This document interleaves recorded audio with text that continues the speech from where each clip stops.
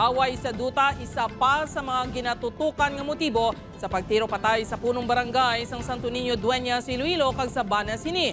Mga suspect sa krimen, dako ang posibilidad nga mga gun for hire. Ini ang gintutukan ni John Sala.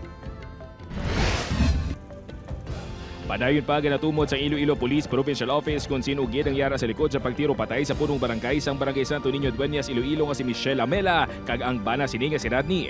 Sa screenshots ng CCTV video nga nakuha sa kapulisan, makita na mga suspect kasakay sa motorsiklo. Lunsay nagasuksok sang itom nga long sleeves ang driver kag ang gunman.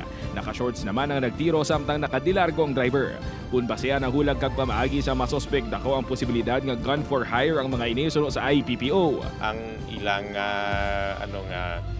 manner is makita naton nga kabalugid sila no kung paano brahon ang ila sini nga plano.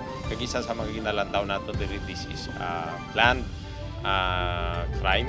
Una nga na-establisar ang motibo nga politically motivated bangod incumbent punong barangay ang isa sa mga biktima. Apang matapos natumod nga mas madamo sang gunshot wounds ang naangkon sang bana, nagagwa nga posible siya ang target nga patsyon. Butang nga nagwa ang anggulo nga pagtimalos. Ang bana sang punong barangay nga si Rodney ang may ginpatay sa ilang barangay sang 2008. Luwas sini nagagwa man sa investigasyon sang IPPO nga may nakontrang mag-asawa ang may kaangtanan sa duta. Sa mga gintalikdan nga mga tinuig is dumay ara dira nga wala pagintindihan ay no pagabot sa property. Amo ina ang nabato naton nga information which is nga subject ina man sa aton investigation no. Sandam naglang madamo sa naging operasyon ng IPPO, CIDG kag iban pa nga unit sa kapulisan batok sa mga hindi lisensyado.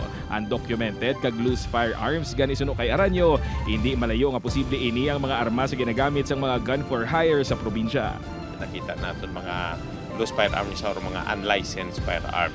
Kaya di wala man sang dira nga kriminal siguro nga magamit sang lisensyadong armas knowing ati mabalaan niya nga ma-trace ang armas just in case.